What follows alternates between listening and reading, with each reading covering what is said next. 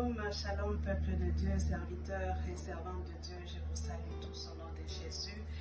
Et je suis pasteur Jolie Massika Kaongia et je suis en train de faire une méditation dans le livre de 2 Corinthiens 6 au 18e verset.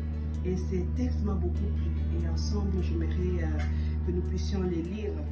La Bible dit « Je serai pour vous un père et vous serez pour moi des fils et des filles, dit le Seigneur Tout-Puissant. » Ce matin, j'aimerais encourager quelqu'un. J'aimerais encourager quelqu'un qui est au service de Dieu. Tu es serviteur de Dieu, tu es servante de Dieu, tu fais bien.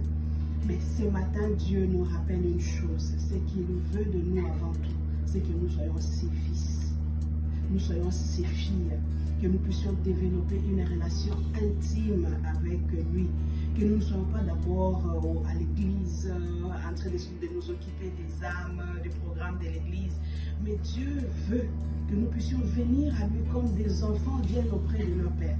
Et c'est là, c'est montre même dans le livre de Luc 15, à partir du 11e verset, je pense, jusqu'au 32e verset, là où le Seigneur est en train de nous parler du fils aîné. Lui, il était resté, contrairement à son petit frère qui est parti loin de son père, de la maison du père. Mais le fils aîné est resté dans la maison du père, mais en train de servir le père sans jamais être en intimité avec le père. Et la preuve en est que même lorsque le père se décide d'organiser une fête à l'honneur du frère cadet qui est revenu, le fils aîné n'est pas là.